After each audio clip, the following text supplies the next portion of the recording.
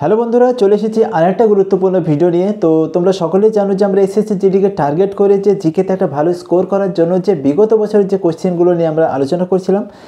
আজকে হচ্ছে আমাদের ক্লাস নাম্বার 12। তো এর আগের ক্লাস যদি তোমরা কেউ অ্যাটেন্ড করে না থাকো তাহলে অবশ্যই আমাদের চ্যানেলে গিয়ে তোমরা ভিডিওগুলো দেখে নেবে। তো আজকে ফার্স্ট কোশ্চেন দেখো কি বলছে।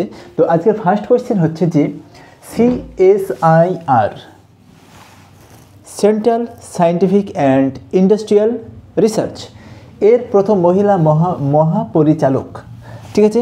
তো এর প্রথম মহিলা মহাপরিচালক বা ম্যানেজিং ডিরেক্টর কে নিযুক্ত হয়েছেন? তার নাম হচ্ছে, প্রথম যেহেতু বলেছে খুব ইম্পর্টেন্ট, প্রথম মহিলা যেহেতু বলেছে সেই জন্য এটা ইম্পর্টেন্ট হয়ে যায়। তো এর নাম হচ্ছে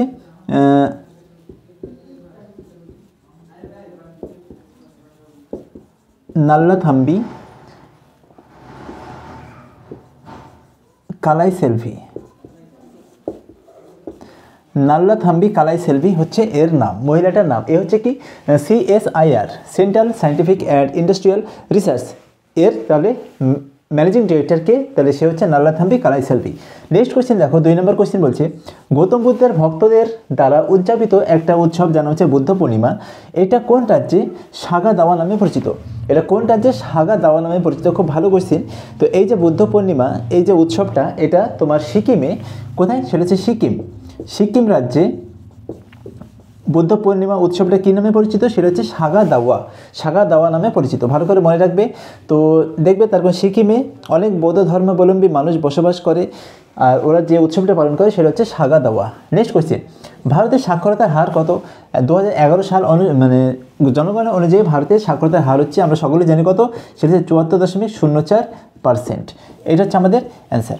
নেক্সট কোশ্চেন, কিশোরীদের প্রতিদিন গড় আকারের কতগুলি সুষম খাবার দেওয়া উচিত? কি বলছে? সুষম খাবার দেওয়া উচিত। তো কত ধরনের? সেখানে তোমাদের অপশান ছিল 3 ধরনের, 4 ধরনের, 5 ধরনের আর 6 ধরনের। তাহলে এর অ্যান্সার হচ্ছে কয় ধরনের? তো এর অ্যান্সার হচ্ছে 3 ধরনের খাবার। যেমন কী খাবার দিতে হবে? যেমন পুষ্টি জাতীয় খাবার দিতে হবে, ভিটামিন জাতীয় খাবার আর খনিজ জাতীয় খাবার, এই খাবারগুলোকে সরবরাহ করতে হবে, ঠিক আছে। তারপর নেক্সট কোয়েশ্চেন দেখো, লু কোন ঋতুর চারিত্রিক বৈশিষ্ট্য? তাই লু হচ্ছে কোন ঋতুর চারিত্রিক বৈশিষ্ট্য? কোন ঋতুতে লু প্রবাহিত হয়? তো আমরা সকলেই জানি এটা হচ্ছে কোন ঋতুতে, এটা হচ্ছে আমাদের গ্রীষ্ম ঋতুতে, ঠিক আছে। তো তোমরা দেখবে যে আমাদের ভারতবর্ষে তোমার উত্তরপ্রদেশ, রাজস্থান, তারপর হচ্ছে পাঞ্জাব, হরিয়ানা, এই সমস্ত রাজ্যে প্রবাহিত হয় লু, ঠিক আছে। আর এটা কী ধরনের বায়ু? এটা হচ্ছে স্থানীয় বায়ু, এটাও তোমরা ভালো করে মনে রাখবে। নেক্সট কোয়েশ্চেন, রবিকীর্তি কোন শাসকের প্রশস্তি রচনা করেন? তো রবিকীর্তি, আমরা সকলেই জানি যে রবিকীর্তি কী রচনা করেছে, সেটা হচ্ছে আইহোল প্রশস্তি। আর আইহোল প্রশস্তি কার? সেটা হচ্ছে আমাদের দ্বিতীয় পুলকেশী। তাহলে এর সঠিক অ্যান্সার হবে কি? দ্বিতীয় পুলকেশী। খুব ভালো কোয়েশ্চেন, এই ধরনের কোয়েশ্চেন তোমাদের পরীক্ষায় দেখা যায় খুব। তারপর দেখো সোডিয়াম সালফেট। তো সোডিয়াম সালফেট আর বেরিয়াম ক্লোরাইড এর বিক্রিয়ায় কী সৃষ্টি হয়? তো দেখো সোডিয়াম সালফেট, তো সোডিয়াম সালফেট কি? তো সোডিয়াম সালফেটের সংকেত হচ্ছে Na2SO4, এটা হচ্ছে আমাদের সোডিয়াম সালফেট। আর এর সঙ্গে আমাদের কী বিক্রিয়া করাতে হবে? সেটা হচ্ছে বেরিয়াম ক্লোরাইড, আর বেরিয়াম ক্লোরাইডের সংকেত হচ্ছে BaCl2। যে এর যদি আমরা বিক্রিয়া করি তাহলে কী হবে? আমাদের এখানে সোডিয়াম আর এখানে ক্লোরাইড, এই দুটো মিলে কী হবে? Sodium chloride. আর এখানে সালফেট আর আমাদের ক্লোরাইড, সেটা কি? বেরিয়াম, আর হচ্ছে এখানে সালফেট SO4। তাহলে তোমার কি উৎপন্ন হবে? তাহলে এখানে তোমার উৎপন্ন হবে সেটা হচ্ছে কি? Barium sulphate. তো এখানে যে অপশানটা ছিল সেটা হচ্ছে বেরিয়াম সালফেট। তাহলে সঠিক অ্যান্সার হচ্ছে বেরিয়াম সালফেট। যদি তোমাদের এখানে অপশান থাকতো NaCl, তাহলে NaClও হতো, ঠিক আছে। তারপর দেখো লোকসভার মেয়াদ কত বছর? তো লোকসভার মেয়াদ আমরা সকলেই জানি সেটা হচ্ছে কত বছর? 5 বছর।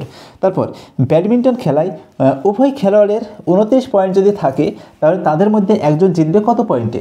তো এখানে তোমাদের অপশান দেওয়া ছিল ম্যাচ ড্র হবে, 30 পয়েন্ট, 31 পয়েন্ট, 32 পয়েন্ট, এরকম পয়েন্ট তোমাদের অপশানে ছিল। তাহলে এর সঠিক অ্যান্সার হবে কত পয়েন্ট? সেটা হচ্ছে 29 পয়েন্টে যদি থাকে দুজনের পয়েন্ট, তাহলে সেই পয়েন্টটা কত পয়েন্টে শেষ হয়ে যাবে? 30 পয়েন্টে। 30 পয়েন্ট হবে এর সঠিক অ্যান্সার। দেখো 10 নম্বর কোয়েশ্চেন বলছে যে স্বদেশী আন্দোলন কোন অঞ্চলে মানুষের উপর বেশি প্রভাব ফেলেছিল? তো স্বদেশী আন্দোলন যেটা হয়েছিল সবচেয়ে বেশি কোথায়? সেটা হচ্ছে আমাদের বাংলাতে। সেটা কোথায়? সেটা হচ্ছে আমাদের বাংলাতে। তাহলে বাংলা প্রদেশে আমাদের সবচেয়ে বেশি প্রভাব ফেলেছিল। তার কারণ আমাদের লর্ড কার্জন সাহেব যখন 1905 সালে বঙ্গভঙ্গ করার সিদ্ধান্ত নেয়, তখনই আমাদের এই আন্দোলনটা সবচেয়ে বেশি প্রভাব ফেলেছিল বাংলাতে। নেক্সট কোয়েশ্চেন দেখো, সাইনা নেহওয়াল, সচিন টেন্ডুলকার, শ্রীনাথ আর হচ্ছে রাহুল দ্রাবিড়, এর মধ্যে ক্রিকেটার নয় কে? তো এটা তোমরা সকলেই জানো, সে হচ্ছে কে? সাইনা নেহওয়াল। নেক্সট কোয়েশ্চেন, বিশ্বের দীর্ঘতম লিখিত সংবিধান কোন দেশের? তো আমাদের ইন্ডিয়া। তো আমাদের ইন্ডিয়া হচ্ছে আমাদের সবচেয়ে বৃহত্তম, সবচেয়ে লিখিত সংবিধান। নেক্সট কোয়েশ্চেন, সাত্রিয়া কোন রাজ্যের ধ্রুপদী নৃত্যশিল্প? তো এটা তোমরা সকলেই জানো যে সাত্রিয়া কোন রাজ্যে, সেটা হচ্ছে আমাদের আসাম। ওকে, কোয়েশ্চেন, স্টার্ট আপ ইন্ডিয়া কার অধীনে চালু হয়েছে? তো এখানে যে অ্যান্সার হবে তোমার কী হবে, সেটা হচ্ছে ministry of commerce and industry. Ministry of commerce and industry. Okay, তো ministry of commerce and industry এর অধীনে আমাদের কি চালু হয়েছিল, সেটা হচ্ছে স্টার্ট আপ ইন্ডিয়া। তো তোমরা স্ক্রিনশট নিতে পারো, তারপর বাকি পার্টে আলোচনা করছি। 15 নম্বর কোয়েশ্চেন দেখো কি বলছে। তো 15 নম্বর কোয়েশ্চেন হচ্ছে একদমই ইজি কোয়েশ্চেন। বলছে এটি মানের ব্যাগ মাদুর, দড়ি, সুতো, কার্পেট তৈরিতে ব্যবহৃত হয়। তাহলে এটা কোন ফসলের কথা বলা আছে? তাহলে কোন ফসল থেকে আমাদের মাদুর হয়, দড়ি হয়, সুতো হয়, কার্পেট হয়? তাহলে আমরা সকলেই জানি, তাহলে এর অ্যান্সার কী হবে? এর অ্যান্সার হবে আমাদের পাট। ঠিক আছে, তারপর দেখো কে রাজীব গান্ধী পুরস্কার পেয়েছে, তার সঙ্গে সঙ্গে ইন্দিরা প্রিয়দর্শিনী সম্মান পেয়েছে, তারপর রোটারি আন্তর্জাতিক পুরস্কার পেয়েছেন। তাহলে এখানে যে তোমার অ্যান্সার হচ্ছে, সে হচ্ছে শোভনা নারায়ণ। তো শোভনা নারায়ণ হচ্ছে একজন বিখ্যাত কত্থক নৃত্যশিল্পী। তিনি হচ্ছে কত্থক নৃত্যের সঙ্গে তিনি জড়িত। ঠিক আছে, এটা ভালো করে মনে রাখবে, তোমাদের পরীক্ষা আসতে পারে যে শোভনা নারায়ণ কোন নৃত্যের সঙ্গে জড়িত, তাহলে তার অ্যান্সার হচ্ছে কত্থক নৃত্যের সঙ্গে জড়িত। তারপর দেখো, বনায়ন, দুগ্ধশিল্প, মাছ ধরা ও ব্যাংকিং, এই চারটের মধ্যে কোনটা প্রাথমিক খাতের সঙ্গে সম্পৃক্ত নয়?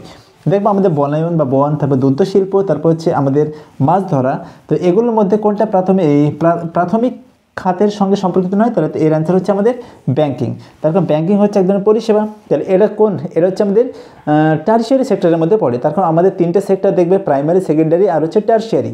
প্রাইমারি হচ্ছে সেইগুলো যেখান থেকে আমাদের প্রকৃতি থেকে যেগুলো আমরা পাই, সেগুলো আমাদের প্রাইমারি সেক্টর। সেকেন্ডারি হচ্ছে আমাদের শিল্প থেকে যেগুলো উৎপাদন আর নির্মাণ যেগুলো হয়, সেগুলো হচ্ছে আমাদের সেকেন্ডারি সেক্টর। আর বাদবাকি যেগুলো হচ্ছে পরিষেবা, ঠিক আছে, সেগুলো হচ্ছে আমাদের টারশিয়ারি সেক্টরের মধ্যে পড়ে। তারপর 18 নম্বর কোয়েশ্চেন বলছে কোনটা বামন গ্রহ নিজের? এখানে চারটে অপশান আছে, চারটের মধ্যে প্লুটো, সেরেস, মাকিমাকি, হাউমিয়া, তাহলে কোনটা হবে? তাহলে এখানে যে তোমার অ্যান্সার হচ্ছে, সেটা হচ্ছে উপরে সবগুলোই। তাহলে যেগুলো আছে সবগুলো হচ্ছে তোমার কি আমাদের বামন গ্রহের উদাহরণ। ঠিক আছে, তো দেখবে প্লুটো, সেরেস, এরেস, তারপর মাকিমাকি, হাউমিয়া, এরকম 5টা তোমার ইম্পর্টেন্ট বামন গ্রহ তোমরা দেখতে পাবে। ঠিক আছে, তারপর দেখো ম্যারাথন দৌড় প্রতিযোগিতায় বা দৌড়ের দূরত্ব কত? ম্যারাথন, ঠিক আছে, তো ম্যারাথন যখন দৌড় হয় তখন কত কিলোমিটার যেতে হয় আর কি। ঠিক আছে, তাহলে এর অ্যান্সার হচ্ছে তোমার কত? 26 মাইল 385 ইয়ার্ড। 26 মাইল 385 ইয়ার্ড, এটা হচ্ছে আমাদের দূরত্ব।